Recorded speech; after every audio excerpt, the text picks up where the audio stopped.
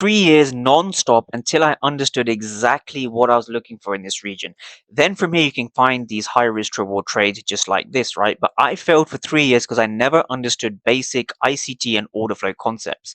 So when we look over here, this is the same candle that's over here, right? This area is the same area as this area. But now when we look over here, what gives you the indication to take the buys in the first place was the fact that we had this over here. So we had 119 for 26. This means that there were 119 aggressive sellers and there were only 26 buyers.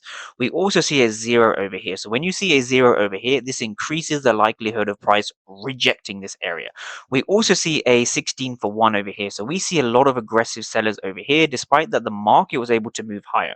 So when you're looking at a regular candlestick chart, you want to ask yourself what is going on inside of this area. And the candlesticks don't actually show you what's going on.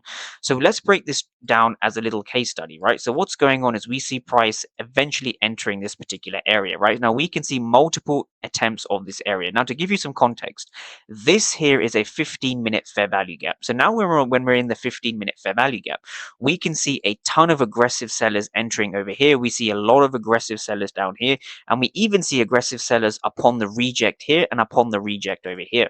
Now with that being said, this is what gives us our confirmation, right? So our confirmation is very, very simple, right? We've seen price break above this area and we can see price leave a small but valid fair value gap resting over here. So when you see price entering a 15-minute fair value gap and you have a 1-minute fair value gap after an aggressive seller absorption, because we can see over here very, very clearly sellers were absorbed in this area, so they did not succeed. Buyers were in control. And this is the reason we take the trade in the first place, right? Notice how we're also below the daily opening price, right? So the daily opening price is over here.